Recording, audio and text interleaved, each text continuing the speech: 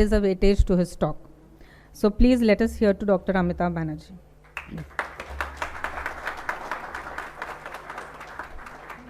I will also add one more brief thing. As I said, 1.5 years back, I didn't know anybody in this group. Dr. Amitabh was the one who I came in touch with first. Among all the things which have gone wrong in the last 3 years, the thing which hurts me the most emotionally is the violation of child rights. And when I heard Dr. Amitabh's voice speaking up for children, that was when I knew that I had to be in touch with this person. So he's my hero. Without further ado.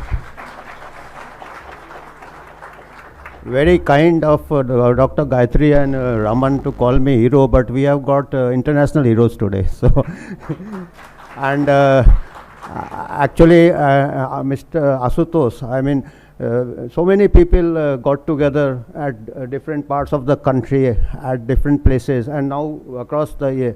So I think this is the way forward.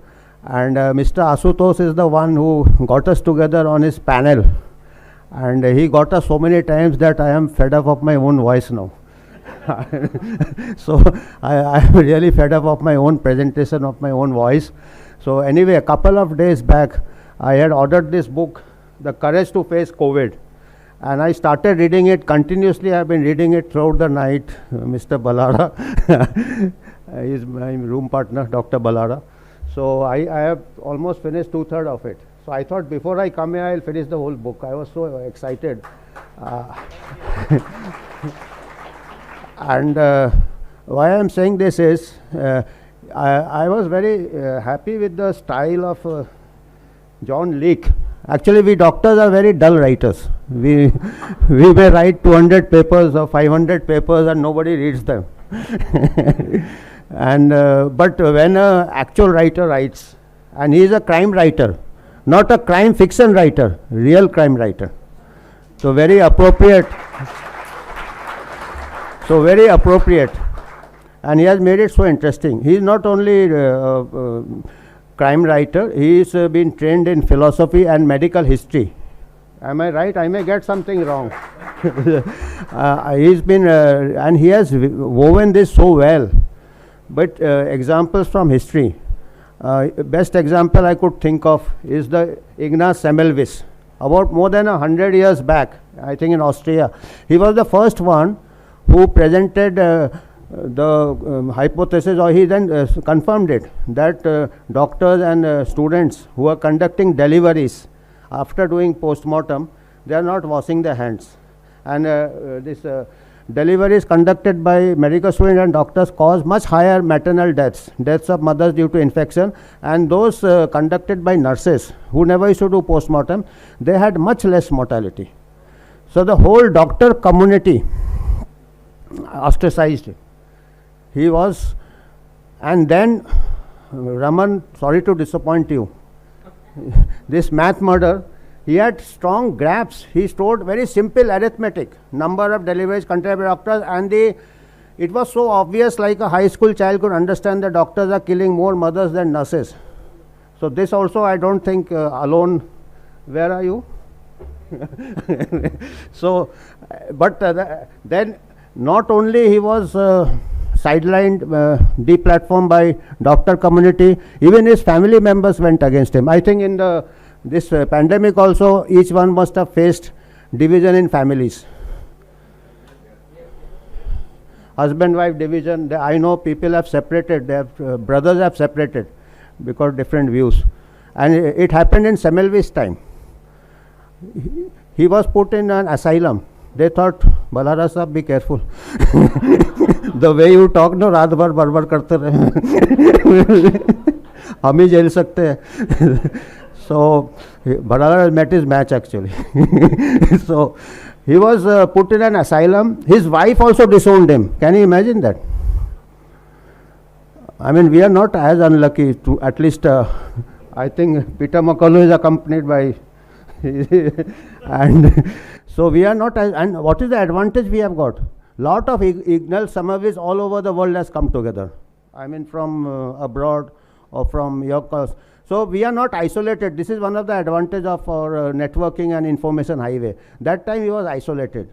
And after almost a century, now we are washing hands like there is no end. We are overdoing it now. When he was alive, he was put in an asylum and he was attacked by his inmates or by the jailer, and he died in an asylum. So things are not that bad, and it gives us immense hope today. And I must mention Jon Tengra also. I mean, this young man, the amount of research he has done. Because this is not a medical problem per se. It is a political, social, and so many others. I mean, it's something beyond the medical. That's why doctors are not comprehending it. You see, we will say the truth. We will try to save the science. But when you say the truth, the doctors who are trained in a particular field, they don't grasp the truth. The truth is so vast. It is so vast that even people will say, yeah, conspiracy hai, aisa to ho hi nahi sakta. I mean, facts are much more stranger than fiction today. But if you connect the dots, so many things are there. Simple mathematics are there. I am an epidemiologist, so I am not much into basic science, too much into clinical also. I just see the overall. I have been projecting data. Since the beginning, my students, they tabulated data. We had an initial hunch that it has to do with age. Everybody knew with higher age. First of all, the question of pandemic comes, it is not killing young and healthy. It is killing the elderly. So the question comes whether we can truly call it a pandemic. That is again debatable. Even then, so we said those countries like Western countries, are average population is very old. So okay, we say age is a risk factor. But when we tabulated, we had a hunch, is it obesity? We saw a lot of obese patients going into the ICU in our hospital. So we tabulated almost 200 countries, 180 or 190 countries. We tabulated the data, age, obesity, and mortality from COVID. We found a very strong correlation with obesity. In fact, more correlation with obesity than with age. And the Japan data, Japan is a very fascinating country. Japan, even before the vaccine rollout, they hardly had any cases and they hardly had any mortality. Japan is the oldest population, even older than the Western countries, average age. But Japan, the BMI, their obesity rates as per the WHO data, they are 1/3 compared to the Western countries. The Asian and African countries are 1/3 the obesity of the Western countries. 60% are BMI above 25. So we found a very strong correlation with obesity. And here is the window of opportunity. And I am sure this Dr. Asim will have a lot to say on this, because he is the one who has been saying the control of body weight, diet, exercise. And I think he is slim and fit. He must be practicing what he preaches.